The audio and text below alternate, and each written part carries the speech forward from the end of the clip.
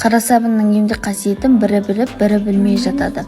Қара сабынның адам денесіне шыққан жараны, сыздауықты, қотырды, әртүрлі жараларды кетіре алады. Тіпті аллергияға да ем бола алады.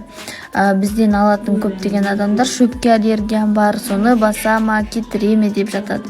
Иә, кетіреді. Енді сол қара сабынды жасаған кезде, негізінен бұрынғы заманда үлкен мереке болып саналған. Себебі қара сабынды әркім жасай бермеген, оны жасаудың өзі бір қиын болып табылған. Қара сабынның түбінде, қазанның түбінде қалған сабынды осылай домалақтап кішкентай бұзаушықтар шығарады. Ол бұзаушықтарды көбіне қыз балаларға қолына береді. Киім-кешегін таза ұстасын, беті қолын жусын деп. Бізде әлі күнге дейін әжеміз қара сабын жасайды, сонда осындай кішкентай бұзаушықтар біз үйде 2 қызбыз жасап береді. Осы қара сабындарды сонымен қатар бұзаушықты, мынау сенің бұзаушығың деп қыз балаларға меншіктеп беретіндей дәстүр болған деп жатады бұрынғы заманда. Ешкім қара сабын өндіруді мемлекеттік деңгейде қолға алайық деп отырған жоқ. Себебі бүгінгі ұрпақ оның қадір қасиетін түсіне бермейді. Алайда қара сабынның керек қылатындарға оны даярлау түкте қиын емес. Мысалы, біздің әжеміз өзі дайындап, онымен қоймай білетін адамдарға сата алады. Қара сабынның негізінен қасиеті күшті.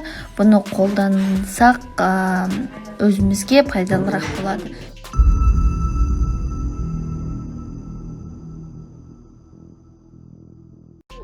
Біз бірінші қара сабын жасаймыз. Ол үшін әдірәспәнді бейтіп керіп алып өртейміз.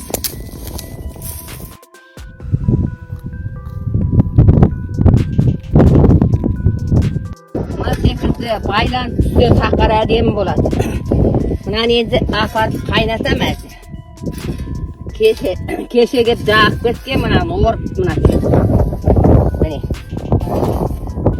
Сақар деп осылай айтады, міне бір тарпыған топырақ мына естімейді.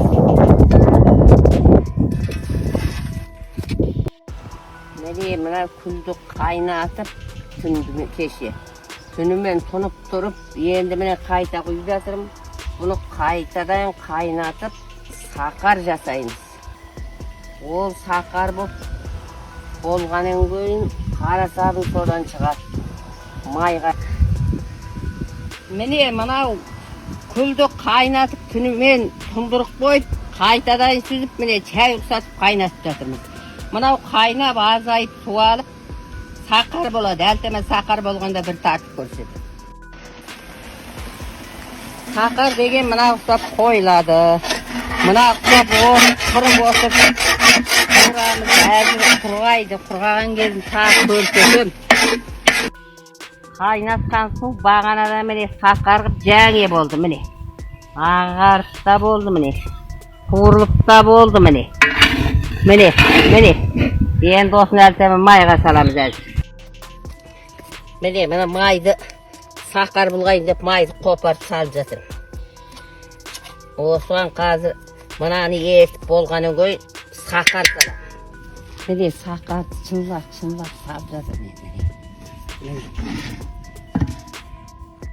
Міне жаңағы сабынымыз міне сабын болып міне чынға салып жасап жатырмыз міне.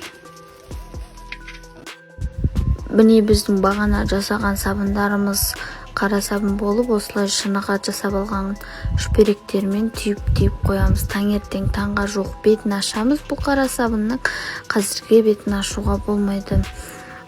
Қара сабынды негізінен жасауға 5 жасасақ та, не 10 жасақтасақ та, 20 жасасақ та, осыншысы бір қара сабынды жасау үшін 1 аптаны уақыты кетеді. Қазірде осы қара сабындарды жасап қана қоймай, елдерге танытып, сатылымға шығарудамыз. Егер қызықсаңыздар, бізге жазуларыңызға болады. Осымен біздің қара сабын жасау видеоларымыз аяқтады.